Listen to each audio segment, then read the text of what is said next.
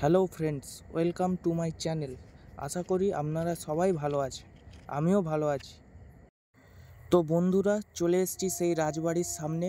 আপনারা দেখুন রাজবাড়ির সামনের দিকের চারিপাশের ভিউটা। সেই প্রাচীনকালের রাজবাড়ি কতটা বড় ছিল এবং কতটা বিশাল আকারের ছিল। এটি রক্ষণাবেক্ষণ অবস্থায় না থাকার কারণে প্রায় অনেকটাই ধ্বংসের স্তূপে পরিণত হয়েছে। তো বন্ধুরা, দেখে নিন আপনারা সেই ঐতিহ্যবাহী প্রাচীনকালের রাজবাড়ির সামনের দৃশ্যটা ঠিক কেমন ছিল। তো এবারে আমরা প্রবেশ করতে যাচ্ছি রাজবাড়ির ভেতরে। তো দেখা যাক এক নজরে রাজবাড়ির ভেতরের দৃশ্যটা কেমন।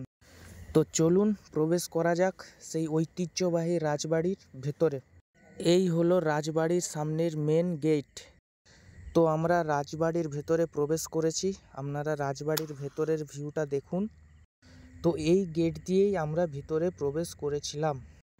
তো দেখুন ভিতরের দৃশ্যটা কেমন এবং রাজবাড়ির ভেতরের চারিপাশের এরিয়া কতটা বড় এবং এটি রক্ষণাবেক্ষণ অবস্থায় না থাকার কারণে একটু লতা পাতায় ঘেরা রয়েছে। তো দেখতেই পাচ্ছেন রাজবাড়ির ভেতরের ভিউটা। তো দেখতেই পাচ্ছেন আপনারা ভিতরের দৃশ্যটা কেমন। এই সেই জায়গা যেখানে রাজা বসে তার রাজসভা চালাতেন। তো আপনারা দেখতেই পাচ্ছেন সেই রাজবাড়ির খসে পড়া ধ্বংসস্তূপ।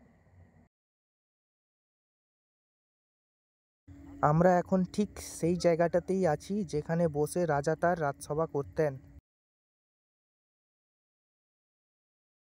তো আপনারা দেখতেই পারছেন রাজা যেখানে বসে তার রাজসভা করতেন ঠিক সেই জায়গার ভেতরের দৃশ্যটি কেমন ছিল বা এখন বর্তমান অবস্থায় কেমন আছে আপনারা দেখতেই পাচ্ছেন। এটি হলো রাজবাড়ির বাইরের দিকের মন্দির। ভিডিওটি এখানেই শেষ করলাম। এই ধরনের ভিডিও পেতে চাইলে লাইক অ্যান্ড সাবস্ক্রাইব করবেন।